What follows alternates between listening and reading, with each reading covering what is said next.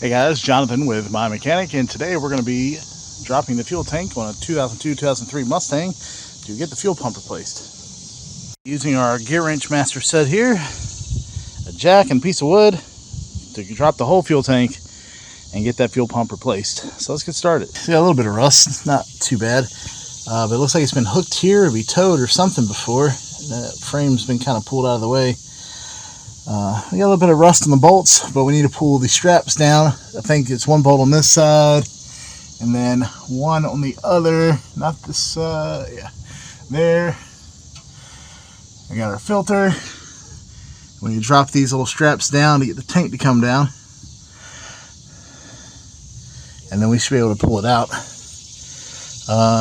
And we'll probably have to disconnect the filler neck. The tank is probably full of gas too with my luck, so let's try it out. So these are 13mm bolts. We'll go ahead and be attacking them with a 6-inch extension, our 13mm socket, and our 90T gear wrench ratchet. We'll get them loose, get our line disconnected, our power line, our fill tank line, and probably our vent lines there, and get it down.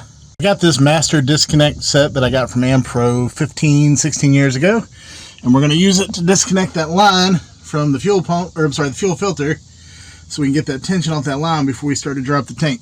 We got just loosened this last bolt over here, and it should be able to start coming down.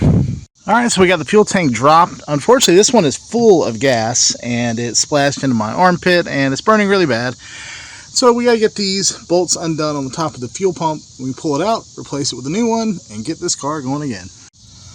Pay close attention when reinstalling the new fuel pump. It only goes in one direction. There's a completely open side on the bracket inside. That's the side that your float goes on. There's also an opening on the other side towards the back of the car where the filter goes in.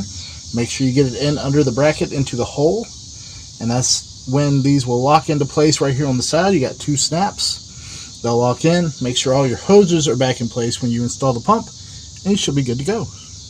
We got the new fuel pump in. We got the we got the old fuel line connected, and we got the power cord connected and all tucked away where it belongs, where it'll hook up when we first get the tank back up. So let's go ahead and jack this thing back up into the air, get the fill line back on, get everything hooked up, and let's get this car running.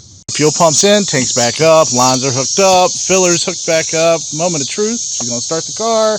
It's gonna take a little bit because the lines aren't pressurized, so keep cranking. Oh, it did. Is it reading? Half a tank.